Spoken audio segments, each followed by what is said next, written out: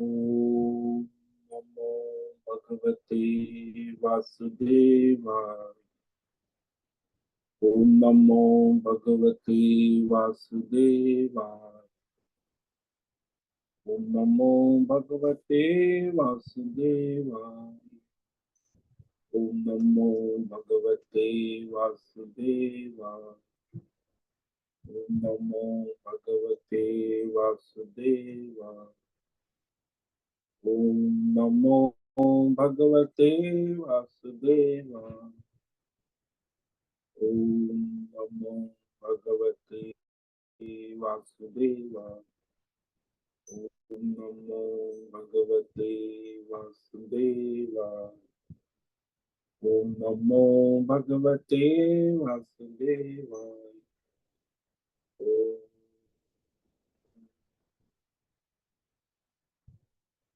परमात्मने नमो नमः। ओम गणपतये नमो नमः। ओम सरस्वत्यै नमो नमः। ओम गुरुभ्यो नमो नमः। ओम सहना भवतु सहनौ भुनक्तु सह वीर्यं करवावहै तेजस्विनावधीतमस्तु मा विद्विषावहै। ओम शांति शांति शांति। सदाशिवसमारम्भां शंकराचार्यमध्यमाम् अस्मदाचार्यपर्यन्तां वन्दे गुरुपरम्परां। वन्दे गुरुपरम्पराम्। ओम पार्थाय प्रतिबोधितां भगवता नारायणेन स्वयं व्यासेन ग्रथितां पुराणं मध्ये महाभारत अद्वैतामृतवर्षिणीं भगवतीम् अष्टादशाध्यायिनीं अम्ब त्वामनुसन्दधामि भगवतीते भवद्वेषिणि। वसुदेवसुतं देवं कंसचाणूरमर्दनं देवकी परमानन्दं कृष्णं वन्दे जगद्गुरुं। नमस्ते परमं ब्रह्म सच्चिदानन्दरूप निर्गुणाय नमस्तुभ्यं ओंकाराय नमो नमः। सर्वे दुर्गाणि तरन्तु सर्वे भद्राणि पश्यन्तु सर्वे सद्बुद्धिमाप्नोतु सर्वे सर्वत्र नंदतु। ओम तत्सत। ओम ओम। आप सभी ऑनलाइन नेटवर्क पर उपस्थित भगवद गीता श्रवण साधकों को आज प्रातः का अभिवादन अभिनंदन अभिवंदन। हरि ओम हरि ओम हरि ओम। हम सबको आज का यह दिव्य दिन तन मन धन जन देश काल विषय वस्तु परिस्थिति अवस्थाएं अध्यात्म भौतिक दैविक क्षेत्र व्यष्टि समष्टि सभी को अपने अपने पूर्व में अनंत जन्मों में किए हुए संचित पाप पुण्य धर्म अधर्म मिश्र कर्म पके हुए फल स्वरूप में वर्तमान में आज सभी को प्रारब्ध अनुसार परमेश्वरीय चिंत्य योग माया के माध्यम से प्रसाद स्वरूप में प्राप्त हुआ है। अतः आज का यह दिव्य दिन परमार्थ हेतु निष्काम सेवा यज्ञ देव यज्ञ पितृ यज्ञ मानवता यज्ञ भूत प्राणी यज्ञ सात्विक दान शारीरिक वाचिक मानसिक तप निष्काम कर्म योग ध्यान योग भक्ति योग ज्ञान योग साधनाएं स्वाध्याय वेद शास्त्रों का अध्ययन अध्यापन उपासना आराधना के लिए समर्पित करे और करवावे। अत्यंत दुर्लभ मनुष्य जीवन की प्रत्येक क्षण परमार्थ हेतु सार्थक करे और करवावे। आज विक्रम संवत 2081 वैशाख मास कृष्ण पक्ष की त्रयोदशी तिथि है। ये रात्रि 10 बजे तक है, उसके बाद चतुर्दशी लग जाती है। आज है भरणी नक्षत्र, ये रात्रि 10:21 तक है। उसके बाद कृतिका नक्षत्र लग जाता है। और आज है मंगलवार। मंगल की आराधना, हनुमान जी की आराधना। और यहाँ ग्रीष्म ऋतु चल रही है। रात्रि का न्यूनतम तापमान 20 डिग्री रहा और दिन का अधिकतम तापमान 38 डिग्री रहा। वायु की गति 10-15 किलोमीटर प्रति घंटा चल रही। ईस्वी सन 2024, 4 जून, 4 जून 2024, सुबह के 7 बजने वाले। कलयुग का प्रथम चरण 5248वां वर्ष, 7वां वैवस्वत मनवंतर श्वेत वराह कल्प, ब्रह्मा जी का 26वां दिन और 51वां वर्ष चल रहा है। तो ऐसे अनंत कोटि ब्रह्मांडीय परमेश्वरी अचिंत्य योग माया में हमारा यह एक ब्रह्मांड, इस ब्रह्मांड में ये पृथ्वी लोक में, समुद्र के ऊपर जम्बू द्वीप में, विश्व का एकमात्र वैदिक राष्ट्र भारत में, उत्तर हिमालय प्रांत में, उत्तराखंड राज्य में, टिहरी जिले में, हिमालयन शिवालिक पर्वतमाला के अंतर्गत मणिकुट पर्वत के ऊपर नीलकंठ महादेव के सामने, ऋषिकेश नगरी में, मुनि की रेती प्रांत में, शीशम जाड़ी में, अवधूत बाड़ा आश्रम के सी ब्लॉक पहले माले से 5 नंबर कमरे से, गंगा किनारे से, हम स्वामी उत्तमानंद सरस्वती, भगवद गीता के आचार्य, शिष्य स्वामी चिन्मयानंद सरस्वती महाराज, कैलाद्वैत वेद व्यास भगवदपाद शंकराचार्य की श्रृंगेरी संन्यास परंपरा से शिक्षित दीक्षित, सनातन वैदिक भारतीय हिंदू धर्म अनुसार संपूर्ण भगवद गीता ज्ञान यज्ञ ऑनलाइन चैतन्यमय जीवन लाइव प्रसारण के अंतर्गत व्याख्यान माला में अध्याय 5, अध्याय 6 ध्यान योग के श्लोक नंबर 1 और 2 पर संस्कृत एवं हिंदी में व्याख्यान करेंगे। दिव्य पवित्र सरल व्यावहारिक सटीक पूर्ण वर्ण अक्षर पद वाक्य पंक्ति श्लोक अध्यायों की संगति संधि अन्वय शब्दार्थ वाक्यार्थ भावार्थ रस्यार्थ के यथार्थ तात्पर्य सहित वैदिक शास्त्र वेद व्यास साहित्य शंकर भाष्य एवं परंपरागत सन्यासी आचार्यों की टीका टिप्पणी सहित आज का यह भगवद गीता व्याख्यान करेंगे। कृपया आप सभी श्रद्धा भक्ति ध्यान से परिपूर्ण होकर के यह दिव्य श्रवण साधना करें। इसमें से कुछ ग्रहण करे, कुछ धारण करे, कुछ अपने जीवन में चरितार्थ करे और उसमें निरंतरता लाए। अपनी अपनी आध्यात्मिक भौतिक दैवी अशांति द्वंद्व मोह विक्षेपों से रहित होकर के अधार्मिक अशास्त्रीय अपरंपरागत भ्रम भ्रांतियों से रहित होकर के अपने अपने शरीर इंद्रिय प्राण मन वचन कर्म से एक रूप एकाग्र होकर के शुद्ध सात्विक सूक्ष्म भगवत विवेक बुद्धि करे। वेद शास्त्र एवं आचार्य परंपरा अनुसार विवेक करे और करवावे।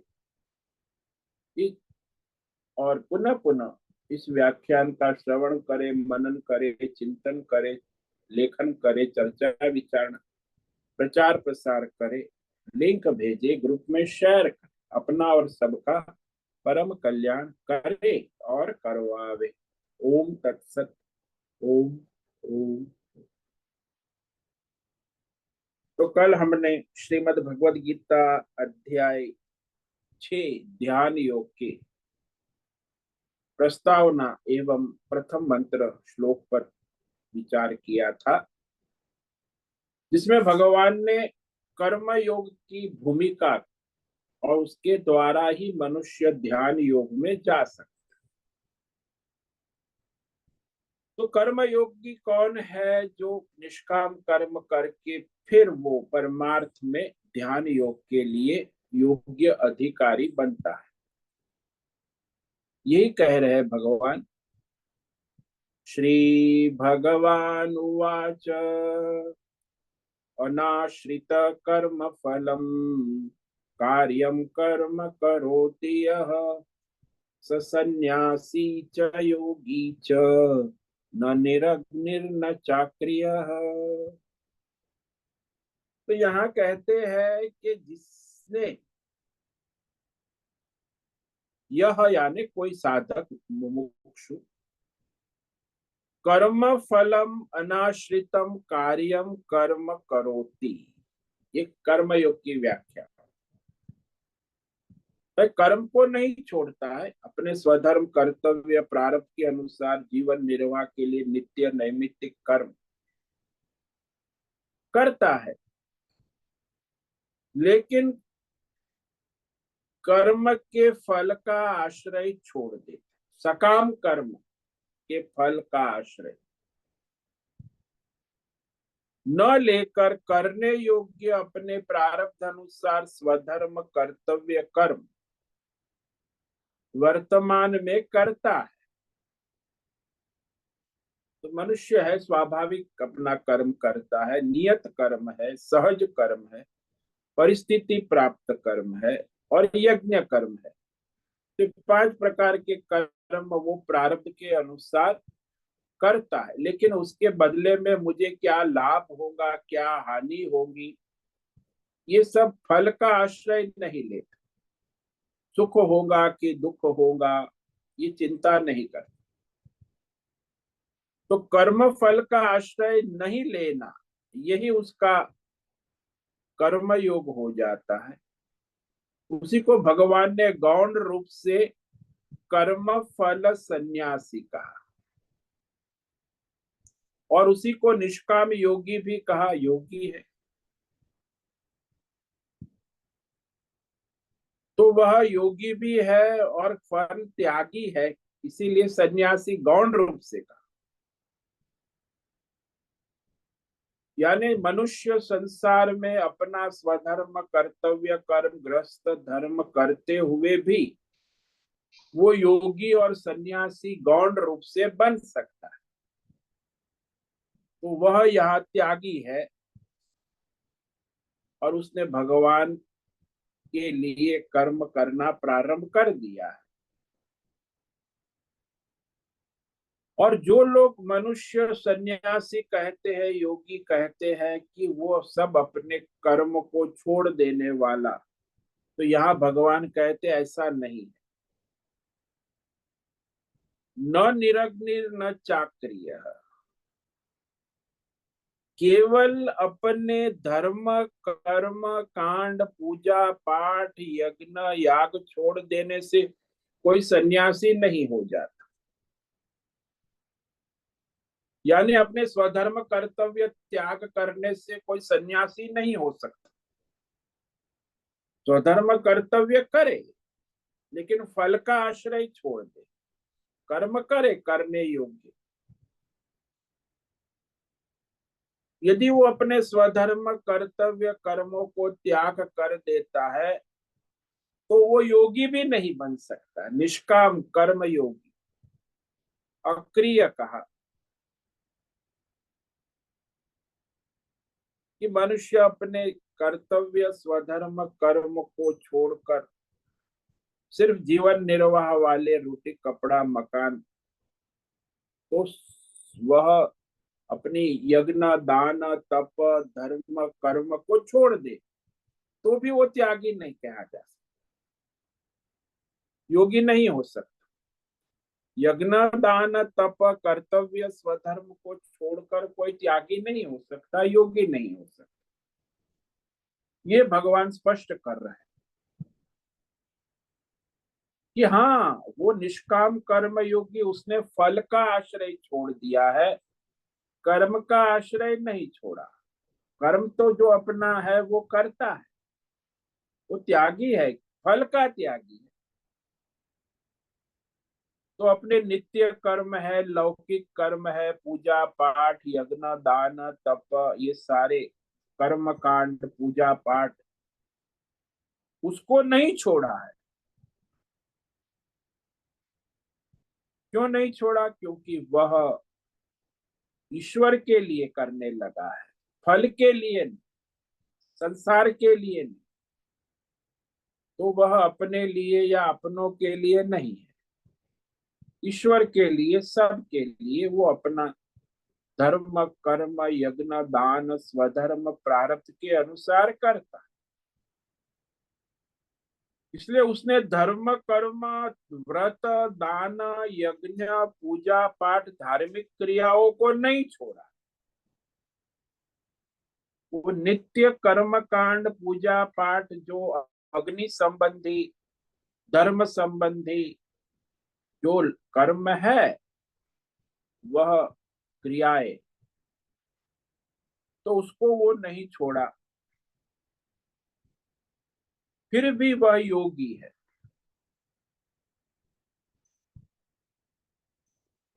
क्रिया को छोड़े बिना फल का आसक्ति राग तृष्णा छोड़ दी, यानी मन में उसे फल की कोई राग आसक्ति चिंता चिंतन नहीं। कर्म करता है, नित्य कर्म करता है, पूजा पाठ करता है, यज्ञ दान तप जो उसका प्रारब्ध है, वर्णाश्रम धर्म है, स्वधर्म है, कर्तव्य कर्म है, करते हुए भी वह निष्काम योगी कहा जाता है। क्यों? क्योंकि उसने फल की चिंता फल का आश्रय छोड़ दिया है।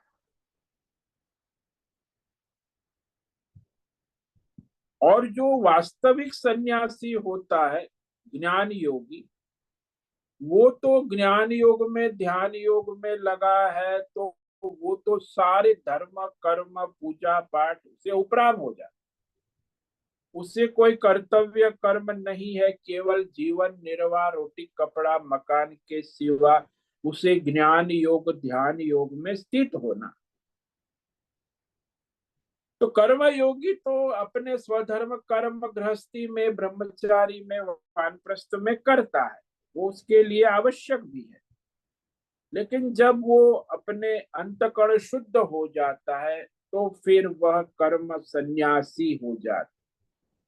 तो कर्म योगी है वो फल का सन्यासी, और वो जो सन्यासी ज्ञान योगी है वो तो सारे धर्म कर्म पूजा पाठ सब छोड़कर ध्यान योग ज्ञान योग में लग जाता।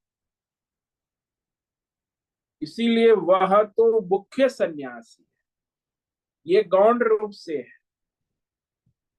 तो इस तरह समझना आवश्यक है कि भगवान ने ये निष्काम कर्म योगी जो फल का त्याग करके करने योग्य कर्म करता है उसकी प्रशंसा की। उसका मतलब ये नहीं कि वो सन्यासी है, वो जो ज्ञान योगी है ध्यान योगी से श्रेष्ठ है, ऐसा नहीं। वह निष्काम कर्म योगी सन्यासी योगी रूप से भगवान कह रहे, केवल उसकी प्रशंसा। गौण प्रयोग होता है ना, तो किसी एक गुण के होने से वहां किसी एक गुण को विशेष प्रधान बना दिया जाए उसे गौण प्रयोग कहते हैं। किसी भी एक गुण के होने से जहां उस एक गुण को विशेष मुख्य बना दिया जाए उसे गौण प्रयोग कहते हैं। जैसे किसी का मुख जो है देखते ही प्रसन्नता होती है, और सुंदर मुख देखो कितनी प्रसन्नता है, फिर कहते भी अरे ये तो चंद्रमा जैसा मुख है, प्रसन्नता हो। अब मुख को चंद्रमा कह देने से वो चंद्रमुखी युवती है, ये बात तो ठीक है, लेकिन मुख चंद्रमा नहीं है। गौण रूप से कहा कि वो पूर्ण चंद्रमा हमें प्रसन्न करता है, लेकिन इसका मुख भी चंद्रमा जैसा है, चंद्रमा नहीं है, गौण है। ऐसे ही वह चंद्रमुखी युवती हमें प्रसन्न करती है, आह्लाद देती है, वैसे ही वो जो चंद्रमा है पूर्णिमा का पूर्ण चंद्रमा वो भी हमें प्रसन्न करता है, आह्लाद देता है। लेकिन दोनों में फर्क है। ये युवती की जो प्रसन्नता है मुख की चौसम वो गौण वृत्ति है, और मुख्य वो है चंद्रमा का पूर्णिमा का प्रकाश। इसी प्रकार ये जो है यहाँ भगवान कह रहे हैं कि ये जो मनुष्य फल का त्याग कर देता है ना वह योगी सन्यासी क्यों है? क्योंकि उससे मन में विक्षेप समाप्त हो जाता, मन जो है फल का चिंतन छोड़ देता है, इसलिए मन में विक्षेप, अशांति, ये विक्षेप का कारण ही तो ये फल है ना, तृष्णा है, राग है, आसक्ति।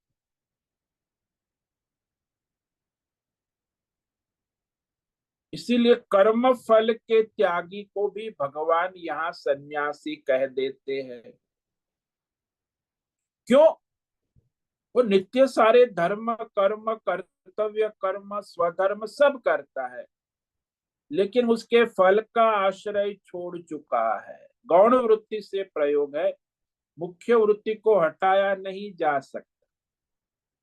जैसे चंद्रमुखी युवती कहने से उसका अर्थ ये नहीं होता है कि चंद्रमा ही है, ऐसा नहीं।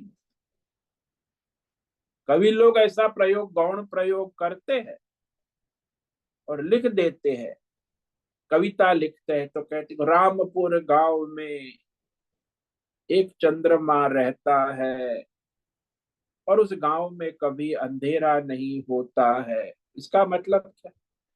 मतलब रामपुर गांव में एक चंद्रमुखी युवती रहती और वहां कभी अंधेरा नहीं होता, ये कवियों की कल्पना है। इसका मतलब वहां चंद्रमा नहीं रहता, वो युवती है जो चंद्रमुखी है। तो इसीलिए ऐसे गौण प्रयोग देखा जाता है कविता में, साहित्य में। गौण प्रयोग से मुख्य प्रयोग जो है उसे हटाया नहीं जाता। मुख्य प्रयोग तो मुख्य ही रहता है, उसका अभिप्राय केवल प्रशंसा में होता है। गौण प्रयोग जो है वो युवती के मुख की चंद्रमा के साथ प्रशंसा होती कि हाँ, इसका मुख चंद्रमा जैसा है, मतलब वो चंद्रमा नहीं है। तो इस प्रकार ये समझना आवश्यक। भगवान ने यहाँ कर्मयोगी को सन्यासी और योगी नहीं कहा। इसलिए आजकल जो मॉडर्न बुद्धिजीवी लोग जो गीता की व्याख्या करते हैं, वो इसको मुख्य समझ, अरे कर्मयोगी ही सन्यासी है, भगवान ने गीता में कहा है, देखो छठे अध्याय में। बड़ा प्रवचन करते आजकल मोटिवेशन स्पीकर, और सन्यास की कोई आवश्यकता नहीं। अरे बुद्धू राम, बिना निष्काम कर्म योग किए वह मनुष्य ध्यान योग, ज्ञान योग, कर्म संन्यास का अधिकारी नहीं हो सकता। तो गौण वृत्ति को न समझने कारण अनेक व्याख्याकार, आजकल आधुनिक जो बुद्धिजीवी व्याख्यान करने वाले, इस भगवत गीता के श्लोक का अनर्थ कर देते हैं,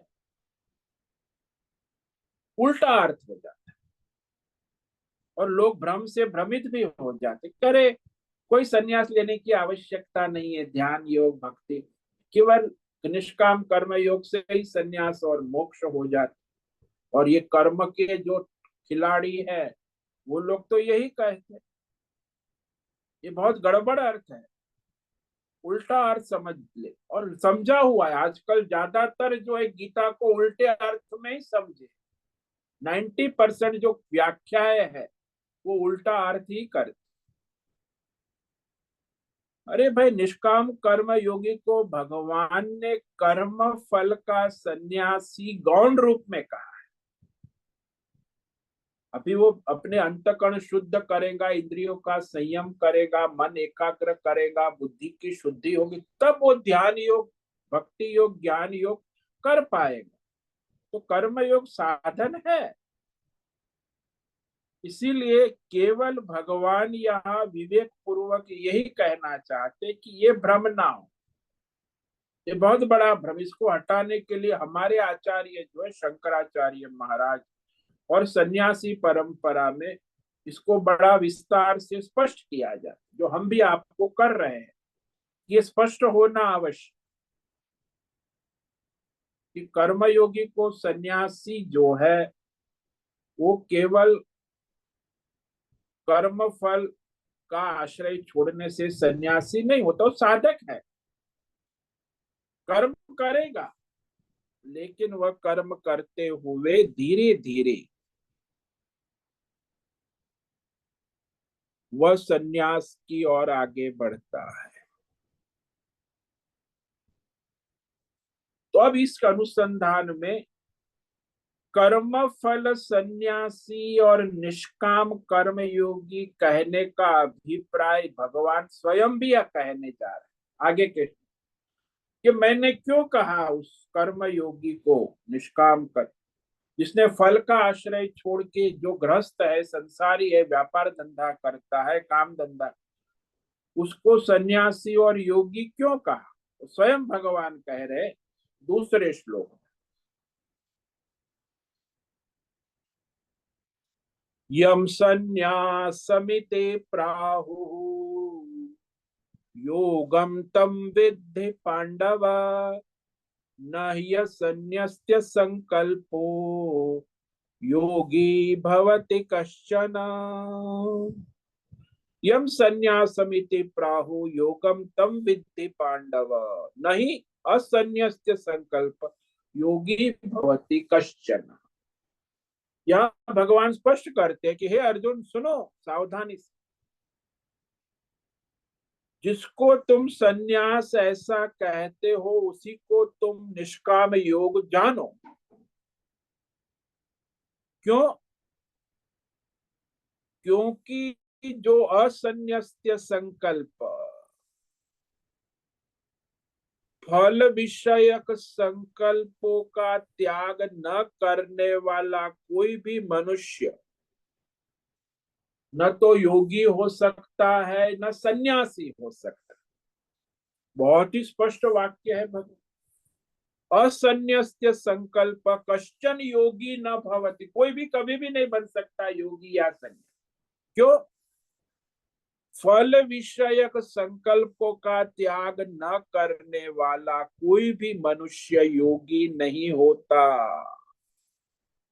जिसको भौतिक फल चाहिए, आध्यात्मिक फल चाहिए, दैवी फल, यहाँ तक कि पारमार्थिक फल चाहिए, फल विषयक उसकी बुद्धि में संकल्प है और उस संकल्प से अपने कर्म करता है फल कामना से, तो कभी निष्काम योगी नहीं हो सकता न सन्यासी हो सकता।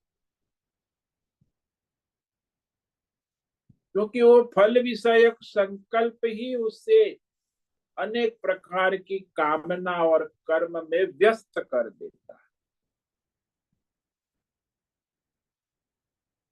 ज्यादातर जो मनुष्य है कर्म के फल का उपभोग स्वयं करे या दूसरों को कराए, दान यज्ञ तप, तो वो भी फल चाहता है। कई बार मनुष्य कहता है मैं तो अपने लिए फल नहीं चाहता, दूसरों की सेवा, एनजीओ करता, लोक सेवा, लोक कल्याण, दूसरों को फल प्राप्त करा।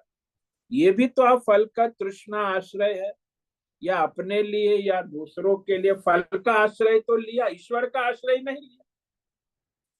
दूसरों के लाभ के लिए, गरीबों के लाभ के लिए, प्रकृति के लिए। अरे भाई तू प्रकृति गरीबी का ठेका लेके बैठा, ईश्वर के लिए आश्रय क्यों नहीं लेता? नहीं, फल का आश्रय तो चाहिए। मैं एनजीओ चलाता हूँ, गवर्नमेंट ऑफ इंडिया, तो वो भी अपने प्रजा लोक के लिए, लोकतंत्र के लिए ये सब करते रहते, देश के लिए, समाज के लिए, परिवार के लिए, प्रकृति के लिए, गरीबों के। अरे भाई तुम ये सब क्या ठेका लेके बैठे हो? तुम्हें ईश्वर का आश्रय लेकर अपने कर्म करना है, लेकिन वो सारे फल का आश्रय। इसलिए आप देखोगे ये सब एनजीओ वाले हैं, ये नेता लोग हैं, ये उद्योगपति, ये सब तनाव, टेंशन, चिंता, भय में रहते, क्योंकि उनकी मानसिक स्थिति जो है गड़बड़ा जाए। जो मानसिक विक्षेप, अशांति जो मूल कारण है, जो आजकल दुनिया में 90% लोग मानसिक रोगी है, उसका मूल कारण ही ये फल की तृष्णा, फल की आसक्ति, फल का आग्रह है। अरे भाई ईश्वर चाहे मैं करता हूँ, ईश्वर चाहेगा वैसे फल देगा, मैं कौन ठेका लेके बैठा हूं? नहीं, मुझे तो मैं चाहूं वैसे ही फल मिलना चाहिए, तब तो परेशानी नहीं। कि मन की शांति, मन का विक्षेप बना ही रहेगा, चाहे व्यष्टि कार्य करो, चाहे समष्टि देश के भगत बन जाओ, चाहे देवी देवताओं के भगत बन जाओ, जब तक ईश्वर को नहीं लाओगे आप परेशान ही रहोगे। इसीलिए बहुत ही महत्व का सूत्र भगवान ने कहा कि संसार में कोई भी मनुष्य, चाहे व्यष्टि समष्टि, आध्यात्मिक भौतिक दैवी, फल विषयक संकल्पों का त्याग नहीं करेगा, वो कभी योगी या सन्यासी नहीं हो सकता, परमार्थी नहीं हो सकता। जो फल की तृष्णा है, चाहे वो व्यक्ति हो, अपने लिए हो या दूसरों के लिए हो, चाहे वो फल भौतिक हो, आध्यात्मिक हो, दैवी हो, चाहे वो फल व्यष्टि हो, समष्टि हो, वो तो उसके चिंता में, चिंतन में परेशान ही रहेगा। मन, उसकी बुद्धि डावाडोल रहेगी, विक्षिप्त रहेगी, क्योंकि फल तो ईश्वर के अधीन है। वो चाहेगा वैसे फल तो उसको मिलने की कोई संभावना है ही नहीं, इसलिए परेशान रहेगा। तो यही भगवान यहाँ कह रहे हैं कि सन्यास, त्याग, ये सब जो बातें सुनते हैं, कोई ऐसे मुंड मुड़ाने से, कपड़े बदलने से, ये कोई बाहर के आडंबर से कोई सन्यासी या योगी नहीं हो सकता। योगी सन्यासी बनने के लिए उसे ईश्वरार्पण भाव से अपने कार्य करने होंगे। जब तक जीवन के केंद्र बिंदु में ईश्वरार्पण बुद्धि नहीं होगी, तब तक वो न योगी हो सकता है न सन्यास, वो तब तक तो भोगी है। इसीलिए बड़ी महत्व की बात है, ईश्वरार्पण बुद्धि से ही वह सन्यासी योगी कहा जाता है। फल ईश्वर को, अगर ईश्वर देता है ना, तो फल ईश्वर अर्पण बुद्धि से करता है। वो स्वयं चाहता है कि मुझे ऐसा मिलना ही चाहिए। ऐसा आग्रह करने वाला कभी शांति से नहीं रह सकता, क्योंकि हमें बहुत सारे डायमेंशन है। फल की प्राप्ति का, प्रारब्ध का, ईश्वर का नियम निराला है।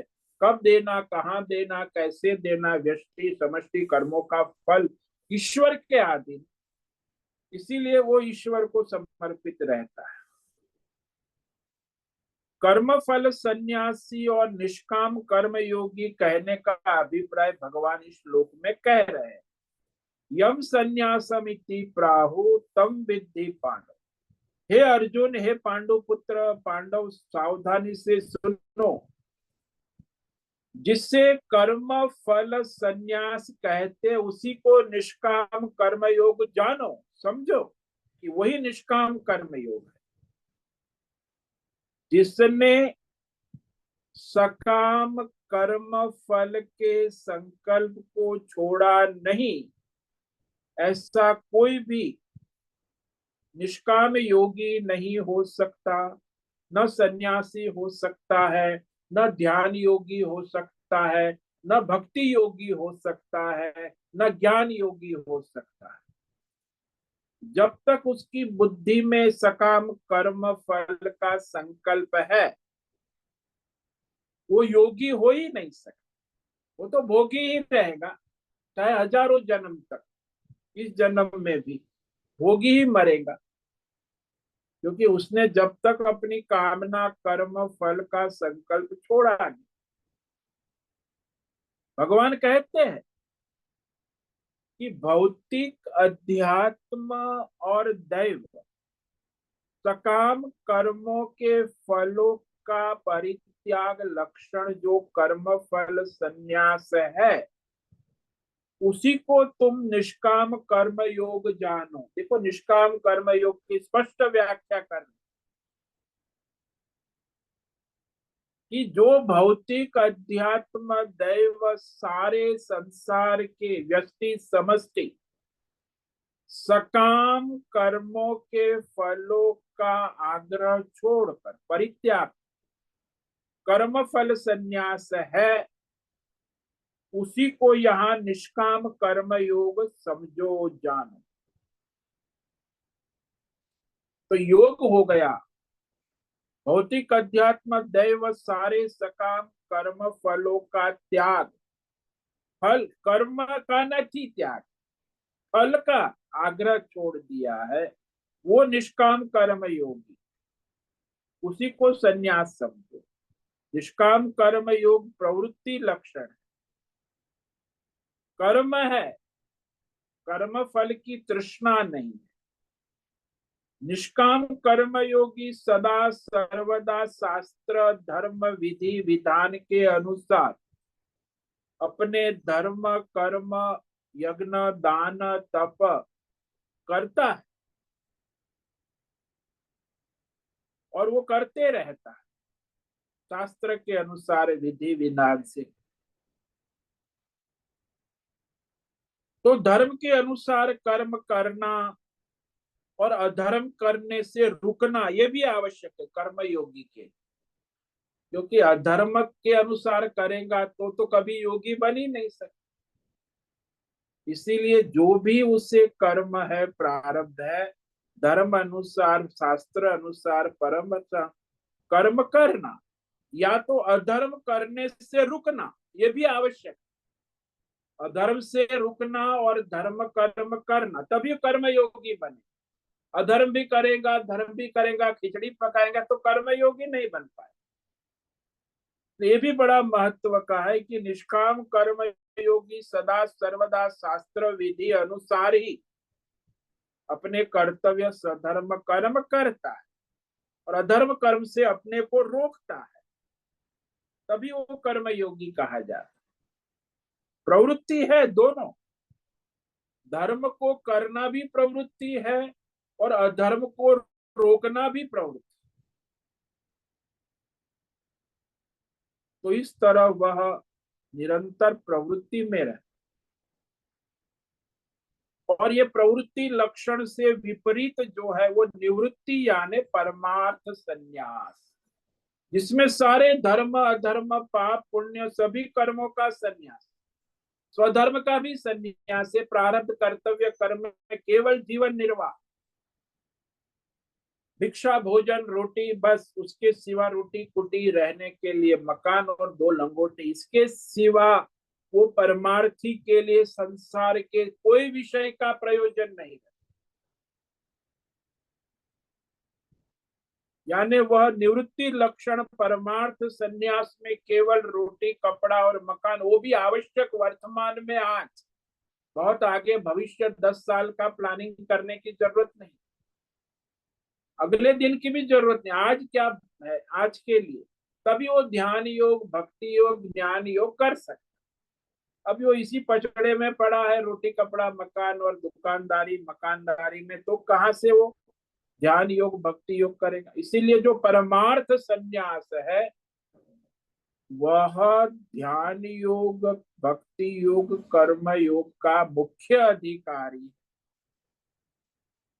कर्म योगी को तो मुख्य ये ध्यान योग कर्म योग नहीं है, वो उसके लिए अपना स्वधर्म कर्तव्य ईश्वर के लिए करना है।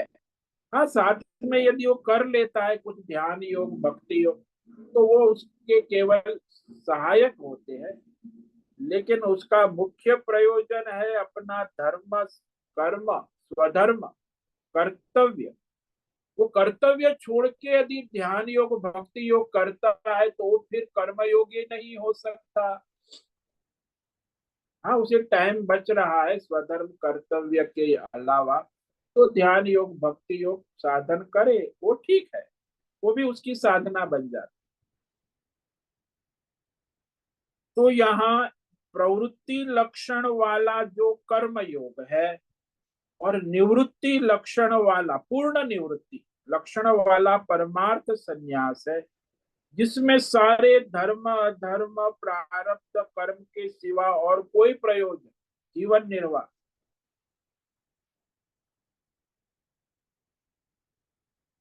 तो ये समझना आवश्यक।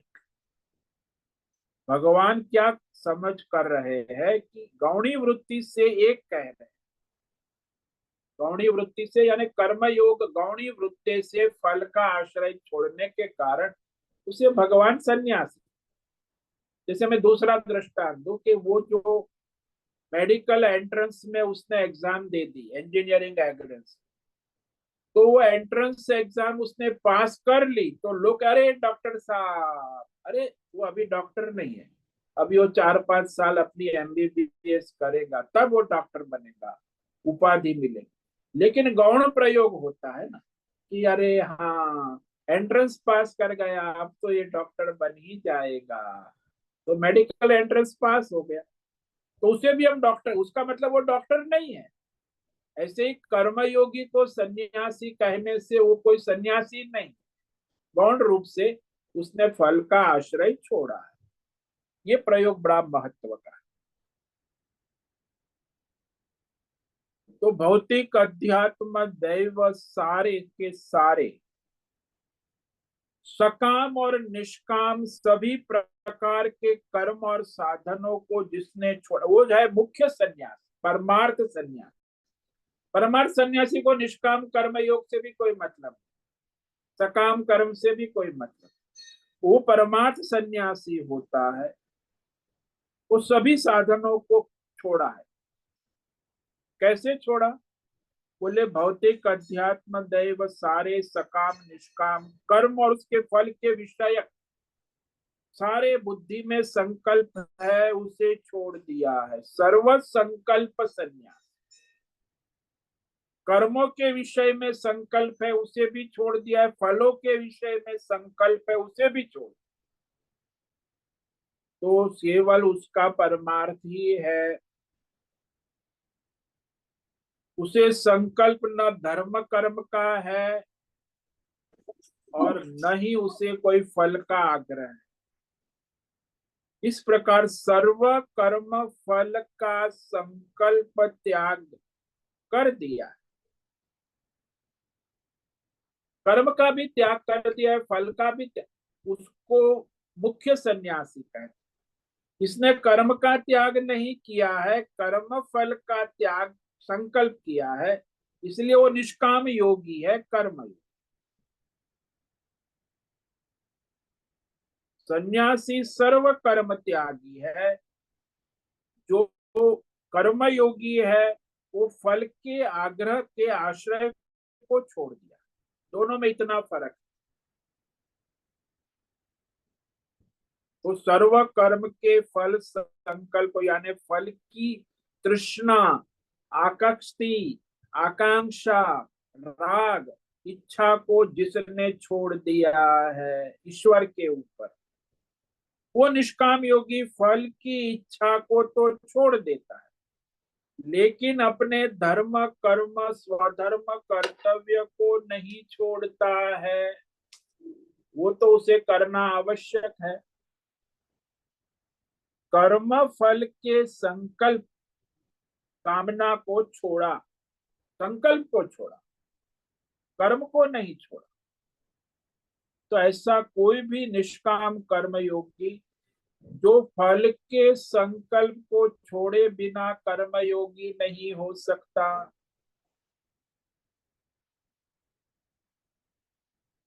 कर्मयोगी हुए बिना वो ध्यान योगी नहीं हो सकता। ध्यान योगी हुए बिना वो भक्ति योगी नहीं हो सकता।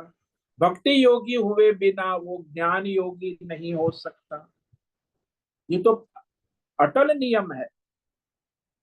कर्मयोगी में केवल कर्म फल त्याग है और सन्यासी में, ज्ञान योगी में सर्व कर्म और फल त्याग है। दोनों में फर्क,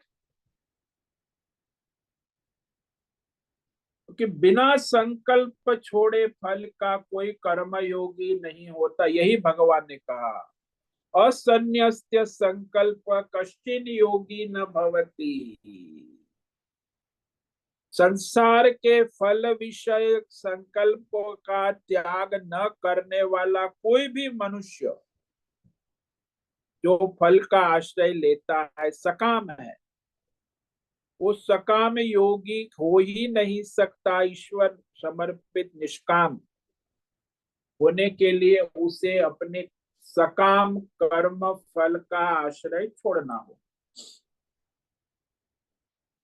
इसलिए कर्म योगी को भगवान ने यहाँ कर्म फल सन्यासी कह दिया। ये स्पष्ट हो गया। उसी को यहाँ भगवान ने निष्काम कर्म योगी कहा। क्यों कहते भगवान उसे नष्काम कर्म योगी? क्योंकि वह कर्म संकल्प संकल्प जो है उसके अंतःकरण में नहीं है, बुद्धि में नहीं है। इससे क्या होता, बहुत बड़ा लाभ होता है कि उसके अंतःकरण में जो विक्षेप है, फल विषय तृष्णा है, राग है, आसक्ति है, अशांति है। आजकल सब कहते हैं बहुत कि अशांति है, अशांति मन में विक्षेप है, सब कुछ है फिर भी अशांति। क्योंकि फल का संकल्प रहेगा तब तक मन विक्षिप्त अशांत ही रहेगा। कर्म करते हुए आपको ये चिंता, you are excited for result, तो अशांत रहेगा। जो विद्यार्थी है वो रिजल्ट के चिंता में अपना कर्म ठीक से नहीं कर सकता है, तो कर्म भ्रष्ट भी हो जाता है, फल भ्रष्ट भी, दोनों गया।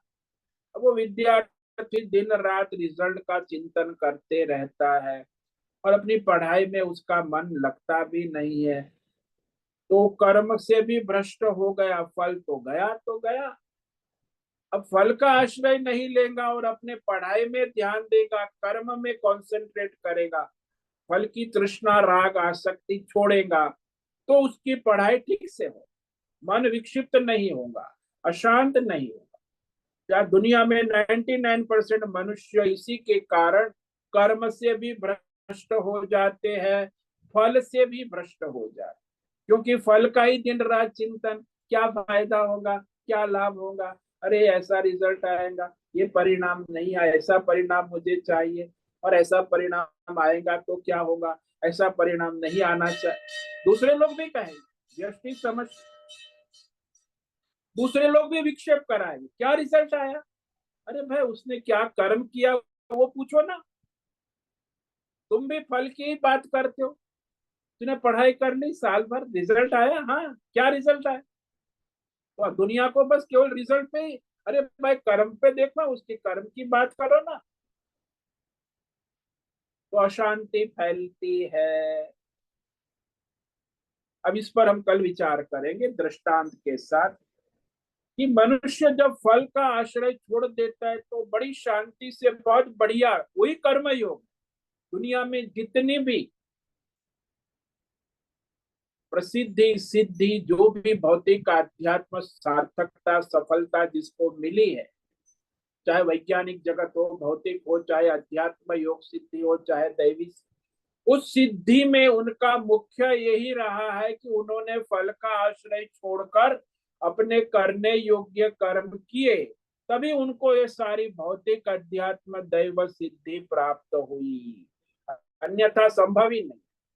जिसके मन में फल का नशा चढ़ गया है, मन में फल की चिंता तृष्णा राग आसक्ति है, वो कभी कर्म ठीक से कर ही नहीं सकता, विक्षिप्त है मानसिक रूप से भी और कर्म के रूप से।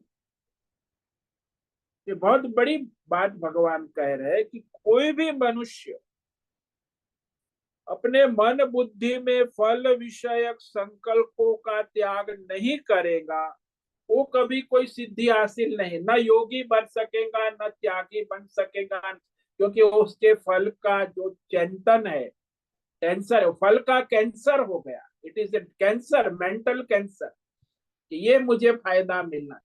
अब जिसके दिमाग में फल का कैंसर चढ़ गया है, वो कभी कर्म ठीक से कर नहीं सकता, वो कभी सामान्य लौकिक कर्म भी ठीक से नहीं सिद्ध। योग की बात तो छोड़ो, कर्म योग और ध्यान योग वो तो भक्ति योग, आगे की बात तो कोई संभव है ही। सामान्य उसके लौकिक अपने नित्य कर्म, डे टू डे धर्म कर्म भी वो ठीक से नहीं, क्योंकि फल के चक्कर में मोहित है, यही माया है। अंतकरण में विक्षेप हमेशा अशांति बनी ही है, और अशांति मनुष्य कोई कर्म कभी ठीक से नहीं कर सकता है। इस पर हम कल विचार करेंगे। ओम नमो नारायणाय, ओम नमो नारायणाय, ओम नमो नारायणाय, ओम नमो नारायणाय, ओम नमो नारायणाय। कायेन वाचा मनसेन्द्रियैर्वा बुद्ध्यात्मना वा प्रकृते स्वभाव करोमि यद्यत् सकलं परस्मै नारायणायेति समर्पय। ओम सर्वे भवन्तु सुखिनः, सर्वे सन्तु निरामयाः, सर्वे भद्राणि पश्यन्तु, मा कश्चित् दुःखमाप्नुयात्। अस्तु मा सद्गमय, तमसो मा ज्योतिर्गमय, मृत्योर्मा मृतंगमय।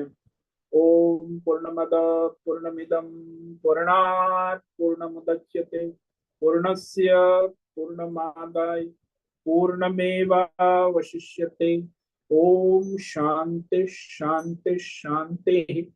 शंकरं शंकराचार्यं केशवं बादरायणं सूत्र भाष्य कृतौ वंदे भगवन्तौ पुनः पुनः। ईश्वरो गुरुरात्मेति मूर्ति भेद विभागिने व्योमवद्व्याप्तदेहाय दक्षिणामूर्तये नमो नमः। ओम गुं गुरुभ्यो नमो नमः। ओम तत्सत् ब्रह्मार्पणमस्तु। ओम ओम ओम।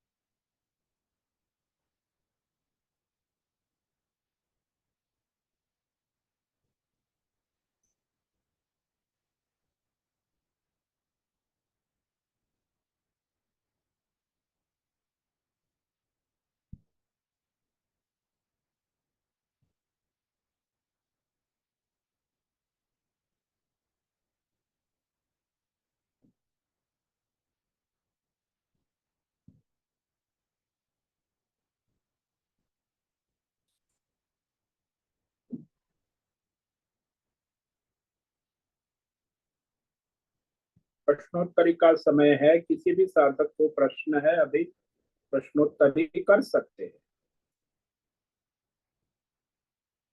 ओम नमो नारायण स्वामी। हाँ बोलो मीरा।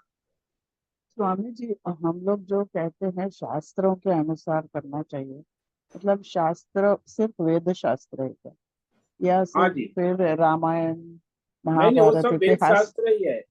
रामायण उन महाभारत गीता ये सब वेद शास्त्र ही है। और पुराण वो सब, वो सब पुराण भी वेद शास्त्र है, सब वेद शास्त्र है। मतलब वेद मतलब वेदा ना, वेद चार वेद है वो ना। ओरिजिनल चार वेद है, वो हम्म, ओरिजिनल है। ऋग्वेद हाँ यजुर्वेद सामवेद अथर्ववेद। हाँ उसी से फिर ये सब जो ऋषि मुनियों ने अपने अपने चिंतन किया, तत्व चिंतन, तो हाँ, वो अच्छा वेदों का अच्छा। ही सार है। रामायण महाभारत गीता। और हाँ, इतिहास में सिर्फ रामायण और महाभारत है सब। हाँ जी हाँ जी। और बाकी पुराण स्वामी जी, अगर वेद हम लोग बोलते हैं ऋषि ने सुने हैं तो इसलिए श्रुति बोलते हैं, तो ये पुराण वगैरह किसने लिखा है। और मेन मेरा क्वेश्चन ये है कि इसको शास्त्र क्यों कहते हैं, मतलब शासनम करोति इति शास्त्र। हाँ तो वेद प्रमाणित है ना, पुराण में जो कथाएं है। तो हमारी जो है श्रुति स्मृति और पुराण तीन प्रकार के शास्त्र। डायरेक्ट जो वेदों के मंत्र है उसको श्रुति कहते हैं। उसके बाद जो ये महाभारत है गीता है, जो ऋषि मुनियों ने चिंतन इतिहास, करके वेदों, उसको उनको स्मृति इतिहास, कहते हैं। वो स्मृति, अच्छा, स्मृति। उनको और फिर इतिहास ये, नहीं कहते हैं। अच्छा, नहीं नहीं, इतिहास तो रामायण और महाभारत को कहते हाँ वही वही, हाँ हैं। तो मनुस्मृति है, याज्ञवल्क्य हाँ, धर्मशास्त्र जो है ना, अच्छा अच्छा। वो मनुस्मृति वैदिक है। मतलब क्या है एक्चुअली, मैंने वो मनु ने कुछ, धर्मशास्त्र है। धर्मशास्त्र है मनुस्मृति, हाँ वो वैदिक हाँ, है, वेद के अनुसार। ये मनु ने कहा है। जो हाँ हम वो लोग धर्म, जो अभी ये जो सृष्टि के अपना पहले 14, प्रारंभिक जो मनु, हाँ जिस पहला 14th मनवन मनुष्य। 14th मनवंतर है ना अभी। हाँ जी। तो उन्होंने कुछ बोला था कि अभी का जो मनुष्य है वो ऐसा रहेगा, ऐसा ऐसा नहीं, वो वो सबके लिए, मनुष्य। जो भी मनु मनु कोई भी जय गीता है सबके लिए। ऐसे मनवंतर जो पहले जो मनुष्य रूप में प्रकट हुए, तो हाँ वह ब्रह्मा जी ने पहले मनु, और मनु के बाद ईश्वा को ऋषि वंश ईश्वर को, परंपरा शुरू हुई। रघु तो मनु वंश, को, हाँ। जो मनु ने जो ज्ञान प्राप्त किया वो अपने ब्रह्मा जी से किया, ब्रह्मा जी ने जो ज्ञान प्राप्त किया वो परमात्मा, तो उसका अच्छा जो परंपरा है वो मनु अच्छा ने अच्छा। जो कहा वही परमात्मा ने, और ब्रह्मा जी ने कहा वो मनु ने कहा, मनु ने अपने राजा को कहा कर्म योग आदि। और अपना भगवान ने जो क्या बोलते हैं इसको, सूरज को बोला, ऐसा बोलते हैं ना, अपना कौन सा हाँ तो चैप्टर वही में? सूरज मतलब देवता, मनु ने जो ईश्वर को, तो वो पहले भगवान ने इमम विवस्वत, विवस्वते वैवस्वत, योगवान, वैवस्वत, हाँ। भगवान। योगवान। फिर वो सूर्य ने मनु को कहा, मनु ने फिर ईश्वर को तो ये सारी वैदिक मंत्रों की ज्ञान परंपरा शुरू हुई। ये अभी वैदिक अपना, ज्ञान है, ये हमारा हाँ। सारा जो है, आप कहो श्रुति स्मृति पुराण और इतिहास, चार प्रकार के शास्त्र है, ये अच्छा सब अच्छा। वैदिक शास्त्र ही है, हम्म। ईश्वर ने कहे हुए ही है, ईश्वर के ही है। और ये जो भगवत गीता हम पढ़ रहे हैं वो बेसिकली मोक्षार्थी, मोक्ष मोक्ष शास्त्र चाहिए है, वो वो मोक्ष मोक्ष शास्त्र। शास्त्र है, वो कोई लौकिक धर्म शास्त्र नहीं है। और जो धर्म रामायण शास्त्र का तो, अलग होता है और ये मोक्ष रामायण का, शास्त्र। हाँ, इतिहास है, लेकिन उसमें भी हाँ बहुत सारे हम लोगों को गाइडलाइंस है कि दुनिया में कैसे जिया जा सकता, हाँ, वो धर्म जीना चाहिए शास्त्र जो। है, रामायण तो धर्म शास्त्र है। और तो ये उनका महाभारत है, उसमें धर्म अर्थ काम मोक्ष चारों है। किसमें स्वामी जी? महाभारत में महाभारत में, हाँ हाँ। हाँ धर्म हाँ। अर्थ काम और मोक्ष सब है। रामायण तो में भी धर्म है, अर्थ है, काम है, मोक्ष है। तो सारे ग्रंथों में चारों होता है, मात्रा भिन्न भिन्न प्रकार से। हाँ लेकिन हाँ। केवल मोक्ष शास्त्र यदि आपको चाहिए तो केवल मोक्ष शास्त्र में भगवत गीता आता है, हम्म। उपनिषद आता है, तो ये केवल मोक्ष शास्त्र। और बाकी मतलब, सब में सब मिल होता है, धर्म अर्थ काम मोक्ष चारों। तो महाभारत रामायण में में भी, कहानी के महाभारत में अलावा उसमें जो गाइडेंस है उसका कुछ सार कहीं भी मिलता है क्या समझ? नहीं, महाभारत में स्टोरी बहुत सारे हैं बीच वो में। सारी धर्म अर्थ काम मोक्ष चतुर्विध पुरुषार्थ है, इसके विषय है, में है, तो उनका इसके भी सार परिप्रेक्ष्य में भगवत कहा गीता गया। में है। भगवत गीता में उसका भी मेन मेन जो गाइडेंस है क्या? नहीं, भगवत भगवत गीता धर्म शास्त्र नहीं है, भगवत गीता केवल मोक्ष शास्त्र है। मोक्ष शास्त्र है। हाँ हाँ। भगवत इस गीता दुनिया में, भगवान ने हाँ। अर्जुन को केवल मोक्ष का मार्गदर्शन के लिए, कि मोक्ष मोक्ष। मार्गदर्शन है, मोक्ष का शासन है, कि मोक्ष के जाने वाले मनुष्य को इस तरह धर्मात्मा होकर हम्म, निष्काम कर्म योग से फिर उस हम्म, कर्म योग का त्याग करके ध्यान योग भक्ति योग और ज्ञान योग से अपना मोक्ष संन्यास सिद्ध कर सकते हैं। हम्म। तो पूरा गाइडेंस है, गाइड्स ऑफ मोक्ष, भगवत और गीता इज उन द गाइड ऑफ मोक्ष ओनली। और अर्जुन को इनिशियली वो क्षत्रिय का धर्म समझाते हैं, है ना? क्षत्रिय वो का तो अभी धर्म उसको समझा के, मार्गदर्शन दे रहे हैं कि हाँ, अभी तुम्हारा स्टेटस क्या है, अभी तुम्हें क्या करना एट आवश्यक है। प्रेजेंट, हाँ हाँ, एट हाँ, प्रेजेंट और क्या स्टेप। आगे क्या करना होगा वो भी रास्ता दिखा देते, तो फिर बस उसका रास्ता पता हो गया कि आपको यहाँ से कहाँ जाना है, कहाँ से कहाँ पहुंचना है, अंत में कहाँ पड़ा हो। तो शुरुआत कहाँ से है और अंत कहाँ है वो पूरा बता दिया, पूरा रोड मैप आपका है ना, आप जर्नी करते हो तो रोड मैप हाँ। देखते हो, कहाँ से शुरू कहाँ, वो दोनों बताना आवश्यक, बिगिनिंग एंड एंड। तो धर्म से शुरू किया, फिर निष्काम कर्म योग, फिर ध्यान योग भक्ति योग, और अंत में ज्ञान योग से मोक्ष, तो अंतिम तक बता दिया, 18 अध्याय उसी क्रम से। और ये पुराणों में बेसिकली क्या है स्वामी जी? 108 पुराण पुराण भी है वो उसमें का। धर्म शास्त्र है, मोक्ष चारों पुरुषार्थ है उसमें, धर्म अर्थ काम मोक्ष सभी में चतुर्विध पुरुषार्थ है। हाँ। मतलब एक एक एक पुराण में एक होगा, लाइक धर्मार्थ होगा, या तो नहीं ऐसा नहीं कि नहीं, ऐसा नहीं, सारे धर्म पुराणों में अर्थ सब कुछ है? काम अच्छा मोक्ष चारों सब में है, चतुर्विध पुरुषार्थ अच्छा। पुराण में भी है, इतिहास में भी चतुर्विध। केवल ये गीता और उपनिषद है उसमें केवल मोक्ष पुरुषार्थ। हाँ, उपनिषद, वेदांत, वेदांत, हाँ, वेदांत मोक्ष पुरुषार्थ। मीमांसा। पुराणों को भी ऋषि लोगों ने सुना है क्या स्वामी जी?